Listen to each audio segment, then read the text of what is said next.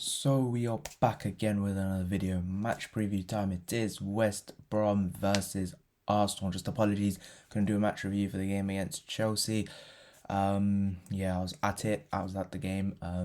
Was thinking about doing some shorts for that one, but didn't really bother, to be honest. That game was a bit of a shambles. But the one thing that did happen in that game was Martin Odegaard did walk out onto the pitch, announced as an Arsenal player, copying Man United with the Varane one, but it wasn't as interesting because no one really saw that one coming. And look, it's not a high profile signing, is it, of Martin Odegaard? And I think he's going to make his debut, and that's why I've predicted for him and Aaron Ramsdale to make their Arsenal debuts in this game against West Brom in the Carabao Cup. Now, we are entering this competition in round 2 due to the fact that we have no involvement in Europe whatsoever this season, which means that we have to enter in round 2 instead of round 3.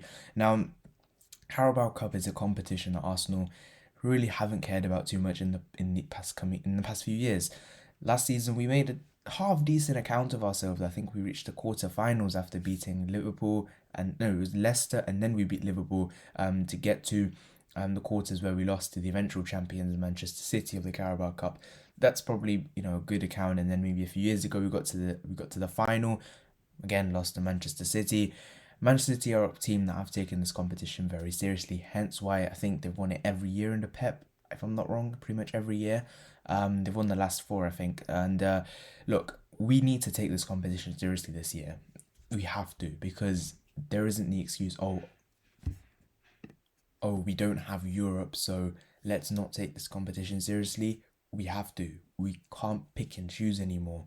We have to take every competition seriously, including this one, and obviously the FA Cup, which comes later on down the line. And I hope we can, and I think we will win this, because our last game at the Hawthorns against West Brom, I think they are in the Championship now. Haven't started the greatest in the Championship, West Brom either, so they're in bad form going into this one. We did smash them at the Hawthorns in the Premier League. We beat them 4-0. Brilliant result for us. But look, we have to bounce back, and this is a perfect time to do so. Perfect time for a lot of these players to get some confidence within themselves, because we've got a big game in the Premier League coming up against Manchester City. There isn't a hope for us, and at that same time, there's no pressure for us to win that game, because everyone's written us off already, and I don't expect us to win that one in the Premier League. But it will mean that if we lose this one and we lose the Man City one, we've not won a game in 7, including the 2 Mind Series games against Tottenham and Chelsea. We've not won in like 7-8 games, something like that, 6-7 games. And then a lot of pressure starts to mount on Mikel Arteta ahead of the international break, going into the games against Norwich and Burnley and then Tottenham. And then it's starting to get very bleak. And then obviously Arteta's job could be on the line, which pray to God happens. We need him sacked. But look, I always want this club to win, and especially in this cup competition, we need to make a good of account of ourselves, because if we are going to go into a new manager era, then this could be a competition we can win, because obviously the final, I think, is in February or something. So it's a competition I really want us to go for this season.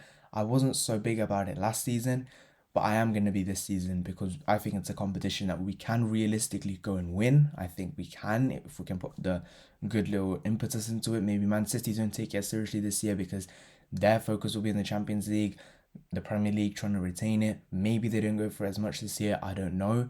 But they will probably try as much as possible. But I think they're probably our biggest competition in trying to stop us, and obviously other big teams as well. So look, let's try to take it seriously. But let's get straight into the predicted lineup I want to go for in this game. Starting off in goal, I'm going to go with Aaron Ramsdale. Now, I think he's going to make his debut in this game, and I think this is a perfect opportunity for him to do very well and try and, what he said in his own words, try take the number 1 shirt off Leno. Look, he is now an Arsenal player, and I'm not going to try and judge him until he actually plays for Arsenal, and I think he will against West Brom, and hopefully we see a good performance, because if he doesn't, then a lot of pressure again is going to start to mount, because we've spent around £30 million in cumulative transfer fee for Aaron Ramsdale, including add-ons, so we need him to perform.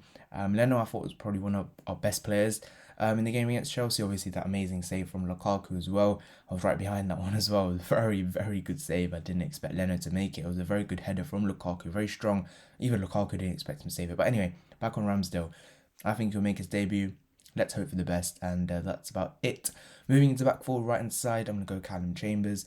Some may say go for Ainsley Maitland-Niles, but I'm going to go for Callum Chambers.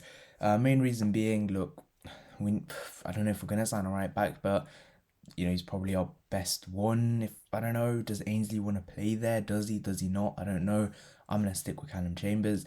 Left hand side, I'm going to go Nuno Tavares. Nuno Tavares, how you want to say it, I don't know. Nuno Tavares is going to play at left back. He came on for Kieran Tierney in the game against Chelsea because Tierney got a little knock. Look, I don't know. I think for Tierney it's just a cramp. He's going to be back in full training, but I'm not going to risk him in this game against West Brom. We have a backup left back, an able backup left back. Looks like Kalandanac's on the way to Fenerbahce, so Nuno Tavares could fill in and look, do a very good job. So Nuno Tavares. The back two I'm going to go with is Murray and Holding. Now, these were the two that got absolutely bullied by Romelu Lukaku, but we don't really have any other options at the moment, so it has to be Murray and Holding. And look, they had a decent partnership when they were playing next to each other last season, so I think, if I'm not wrong, they were the same two that started in the game in the Hawthorns last season. So fingers crossed for both Murray and Holding, we can have a good performance out of both of them in this one, because I think they're going to be playing as well in the game against Man City. So let's just try to get some confidence within them, and hopefully we can do that in this game against West Brom. The two in front of them, first of all, Albert Sambi Lokonga. He was probably our best player against Chelsea. I thought he was very good, and he's adapted very well into a very tough league. And look, with Lokonga, you got to give him time, and I think keep playing him. That's the best way to go. Some may say bench him because he did look a bit tired against Chelsea, but maybe give him a few minutes now, maybe give him 45 minutes and then save him for the Man City one. But next to him, I'm going to go with Mohamed El-Neni. I'm going to bench Xhaka because I don't want to see him play, but look, I'm going to go with Mohamed El-Neni. It might probably be Xhaka or Neni, I'm not too sure, but I'm going to go with Mohamed El-Neni. Look, he's a secure player. You know what you're going to get out of El-Neni, and I think in this game against West Brom, he will probably do us the trick. Number 10, at the number 10 spot, I'm going to go with Martin Erdegaard. Now, he's going to make his second Arsenal debut. I think that's pretty much dead on set. Arsenal did put it in their team news just a few hours ago that he's available for selection after a few visa problems. He is going to play, and I think they've probably confirmed that already. So Martin Odegaard is set to make his second Arsenal debut, and wish him the very well, because look, we need some more creativity, and hopefully he can bring that for us. On the right hand side, I'm going to go Bukayo Saka. Look, left hand side, he looked quite poor, if I'm honest, against Chelsea, and that's why he got subbed off. I'm going to stick him on the right hand side because that's where he does all his good work. Odegaard and Saka have a good little link up there, so hopefully they can do very well. On the left hand side, Pierre, Emerick, Aubameyang, he did come off the bench to play against Chelsea, and I think this is a good game to get him a bit of get him a rhythm back, maybe get 1 or 2 goals to get himself going again. And look, we need Aubameyang at his full pelt if we want to do well this season. He's not scored any goals in pre-season, not any goals in the league up until now, and we need him to turn up. He's just recovered from the virus. I know he's had a few other illnesses in the past, but we need him to turn up now. This is our main striker, 375 a week. We need him to turn up. Up front as the main striker, Flo Balogun. Look, he's been thrown into the deep end in his last 2 games. He was forced to come on versus Chelsea because Martinelli got a cramp.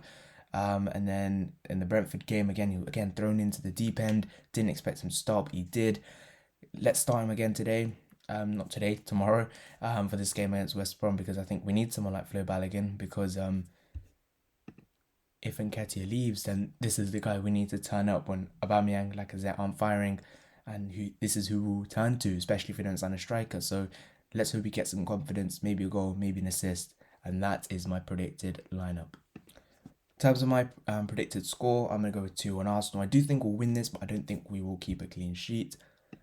I hope we do, because I think a lot of that backline does need a lot of confidence, and hopefully for Aaron Ramsdale, if he can keep a clean sheet, that'll be very good on his debut. He can try and make a push for that number 1 spot. But for the 2 debutants, Odegaard and Ramsdale, let's hope for the best. And obviously, I think it's Nuno Tavares' first competitive start as well, so let's just hope for the best there as well. Thank you guys so much for watching. See you guys in the next one. Bye bye.